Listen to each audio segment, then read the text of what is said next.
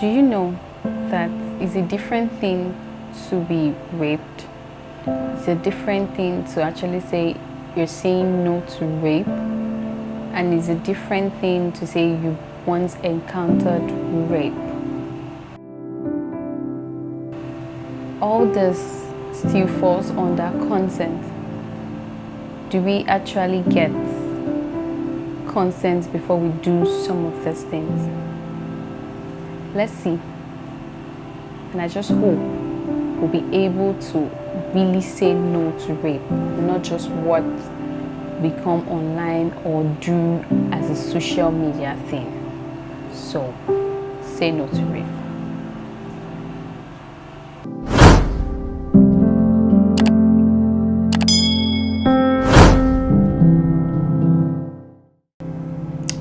Where exactly is consent?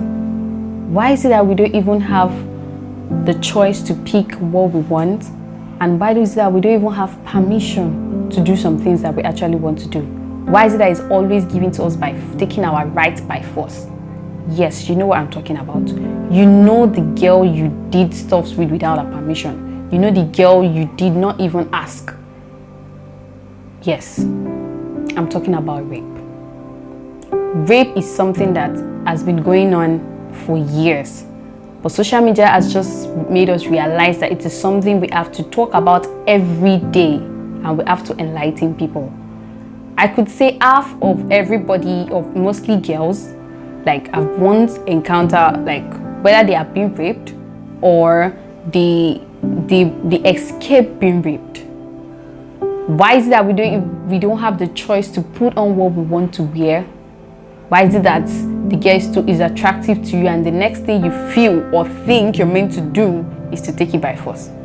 Or the guy you get attracted to the guy and you just feel like, okay, I have to go down with this person. There's something called consent. Yes, I mean, there is something called consent. You have to ask for permission to do some things with everybody. Everybody has the right. So now, let me share with you some cases that even as a little child, we don't understand what is going on, but we just see it happen. A lot of young girls today could only think or say that it happened at a very, very young age for them. And what I'm talking about is, I was almost a victim of this at a very tender age. If I can remember, probably age 5. I don't even know what sex is all about. I don't have an idea of what it is going on. And this happened, I could say, in my cousin's house. As a little girl, I was just this girl that, okay, everybody runs to the boys' room to watch movies, to get excited, and okay. And I have this brother that has to do, I think is my cousin's cousin, let me put it that way. And it was just like, okay, Laya, let me put you on my leg and let's watch this movie. But I could feel that I was not comfortable. I don't know what it was at that time, but I knew I was not comfortable with where I was sitting. I knew it was not, something was not right. But every time I tried to like stand up and say, oh, sorry, uncle, I need to go, he's always like, no, stay back. But thanks to my older cousin who understand or who could read my body language that this girl is not comfortable and this uncle is not ready to go. But as a little child, we all couldn't explain what was going on, but we just knew that something was happening that was not right. My cousin saved me from this whole little drama by saying, mommy is calling you. That was a saving grace for me.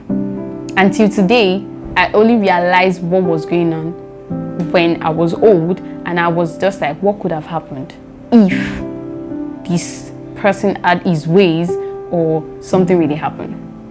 That's at a little girl when I know nothing. Teenage stage came in, and you know when you're just coming up and everybody's being attracted to you. But as a girl raised from a very strict and disciplined mother, you have to think of, I don't want to do stuff that are not right. I don't even at that stage I know that okay, there's something called sex, but it has to be when you're an adult or when you're old enough to do it. Then this day came late in the night. I was sent on an errand to get stuff. Like my mom sent me to a family friend's house. But this house is a house I'm very familiar with. If you understand a typical old Nigerian house. They call me Facey, I slap you. Like, you have houses by your left, then you have a corridor separating this house. That is how I just like, okay, my mom sent me to get something, and I started running, like, okay, let me just go there, deliver the message, and come back.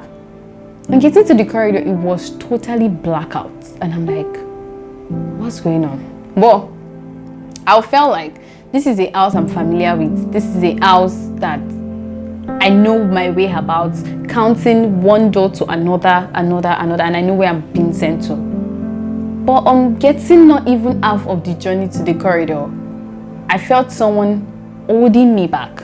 And I'm like, what's going on? I felt maybe it was even my family friend that maybe they saw me before entering the corridor.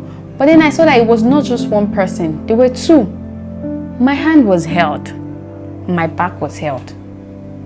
And the next thing I knew, it was someone was struggling to pull down my belt and my trousers. But I was just trying to struggle. But I was like, really, what is going on? Like, I can't really explain, because at that point I was just trying to struggle. And I could hear them say, I can't even get because it was also in the dark for them. They could not really see what they were doing. I don't know who they were, but all I could know that they were just not too old, but they're like teenagers. Maybe they were in their early 20s or so. From the voice, and it was not like a very deep voice, and from the way I was being handled, it was like they were even trying to keep me down. It was not as if they had the total force. And I could hear one saying, I can't even figure out how a jean is being, how I wore my jean, or how my belt will be pulled out. But the only saving grace that very day was just a third footstep. Yes, a third footstep saved me from that very day. The step they had was what made them feel like, oh, someone was around or someone was watching, and they ran. That very day, I was panting. I ran out. I could not even go back to where I was going. And I was like, what just happened? Was I about being raped? Was I about... But I could not tell anybody. I was only able to speak out about this when I was old. I was only able to share this story with my parent or my friend or some of my friends, and I'm like, what could have happened that very day? Some girls will not get the opportunity I get to escape. Some could not even speak out their truth. Some are being, just because they come out to say that the truth, some end up dying. Some, why? Why are people of our own flesh trying to be beasts or trying to make us feel not comfortable? But I just feel we should just say no to rape. We should say no to brutality. No to taking things without people's consent. No to always know that you have the consent of this person before doing things. Yes. Sorry, so if you're yet to subscribe to my YouTube channel, you can do that down below. You can like, comment, and share. Thank you. Say no to rape.